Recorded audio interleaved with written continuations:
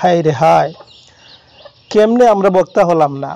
বক্তা হইলে এইভাবে ওয়াজের মঞ্চটা গরম কইরা ফেলতাম, তারপর অনেক মানুষ আমাদেরকে নিয়ে ট্রল করতো, তো আমরাও ভাইরাল হয়ে যাইতাম।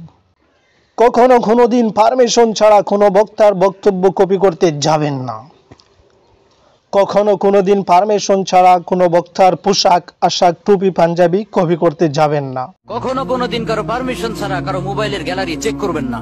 কখনো কোনো দিন কারো পারমিশন ছাড়া মোবাইলের গ্যালারি চেক করবেন না। প্রিয় দর্শক, কপিউর রহমান কপি বলা যাবে না, কপিউর রহমান বলা যাবে না, কপি করে বক্তব্য ভাইরাল করা ব্যক্তির নামই হচ্ছে আবু মোহাম্মদ আবদুল্লাহ। তিনি প্রতিনিয়ত মিজানুর রহমান আজহারি হুজুরকে কপি করে বক্তব্য দিয়ে থাকেন। আপনারা স্ক্রিনে দেখতে পাচ্ছেন তার কিছু স্ক্রিপ্ট আমি দেখাচ্ছি, যেটা হুবহু মিজানুর রহমান আজহারি হুজুরের সাথে মিলে যায়। আবার অনেকটাই দেখা যায় লক্ষ লক্ষ যুবতীদের ক্রাশ আচিফস হুজুরের সাথে মিলে যায়। তো আপনারা পুরো স্ক্রিপ্টে দেখেন, তারপরে কিছু কথা বলবো। কখনো কোনো দিন কারো পারমিশন ছাড়া কারো মোবাইলের গ্যালারি চেক করবেন না। কখনো কোনো দিন কারো পারমিশন ছাড়া মোবাইলের গ্যালারি চেক করবেন না। কখনো কোনো দিন কারো পারমিশন ছাড়া ফেসবুকে মেসেঞ্জারে কে কার সাথে চ্যাটিং করেছে এটা দেখা যাবে না। কখনো কারো পারমিশন ছাড়া তার ফেসবুকের মেসেঞ্জারে কে কার সাথে চ্যাটিং করেছে এটা করা যাবে না। কখনো কোনো দিন কারো পারমিশন ছাড়া কারো মেইলের ইনবক্স খুলে দেখা যাবে না। কখনো কারো পারমিশন ছাড়া তার মেইলের ইনবক্স খুলে দেখা যাবে না। ইসলামকে শুধু নামাজ, রোজা, টুপি, দাড়ি, জিকির এগুলোর মধ্যে সীমাবদ্ধ করে ফেলেছি। আমরা ইসলামকে শুধু নামাজ আর রোজা আর জিকির আর এই দাড়ির মধ্যে সীমাবদ্ধ করেছি। প্রত্যেকের একটা প্রাইভেসি আছে না নাই? Everyone has privacy and no one should interfere in his privacy or in her privacy. প্রত্যেকের একটা প্রাইভেসি আছে না নাই? Everyone has privacy and no one should interfere in his privacy or in her privacy. প্রতিটা বক্তার একটা privacy আছে না নাই? নিজস্ব যোগ্যতা আছে না নাই? এভরিওয়ান এরকম কপি করে একদম হুবহু বক্তা যা বলছে তাই কপি করে মেরে দেয়। আমি ইংরেজি পারি না বলে পারলাম না। প্রত্যেকের একটা প্রাইভেসি আছে না নাই? মানুষ ছোট হলেও তার সম্মান আছে না নাই?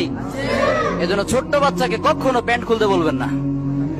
অনেকের বদ অভ্যাস, ছোট্ট একটা বাচ্চা দেখলেই বলে আরে খোল খোল খোল, আরে তুই ছোট মানুষ খোল খোল। আছে না নাই? ওরও প্রেস্টিজ আছে, ওরও সম্মান আছে।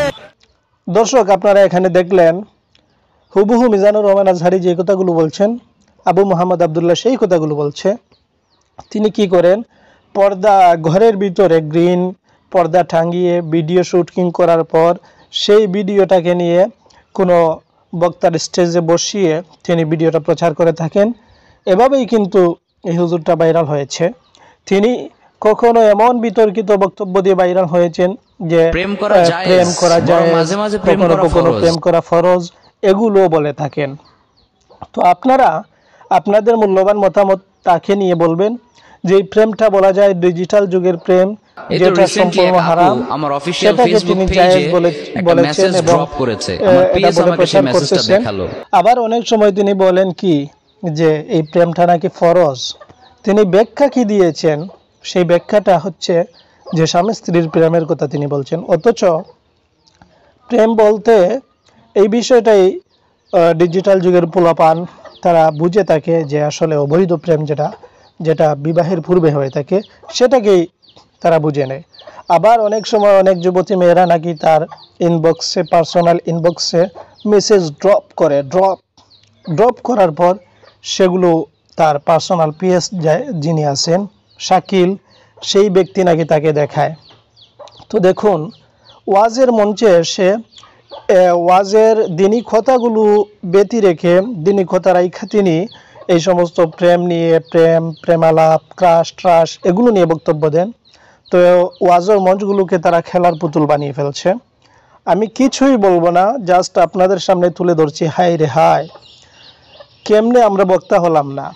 বক্তা হইলে এইভাবে ওয়াজের মঞ্চটা গরম কইরা ফেলতাম, তারপর অনেক মানুষ আমাদেরকে নিয়ে ট্রল করতো, তো আমরাও ভাইরাল হয়ে যাইতাম।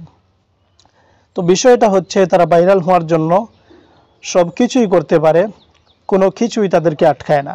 কখনো কোনো দিন কারো পারমিশন ছাড়া মোবাইলের গ্যালারি চেক করা যাবে না। কখনো কোনো দিন পারমিশন ছাড়া ফেসবুকের মেসেঞ্জারে কে কার চাটে চাট করতেছে সেটা দেখা যাবে না। কখনো কোনো দিন পারমিশন ছাড়া কারো মেইল খুলে দেখা যাবে না। হাই রে হাই, দুঃখটা রইল কই। আমরাও যদি ভাইরাল হইতে পারতাম, এইভাবে ওয়াজের মঞ্চে উঠে ওয়াজের মঞ্চটা গরম করে ফেলতাম এবং লাখ লাখ মানুষ আমাদেরকে ফলো করত, তো আমাদের কাছ থেকে আসলে কি গ্রহণ করবে?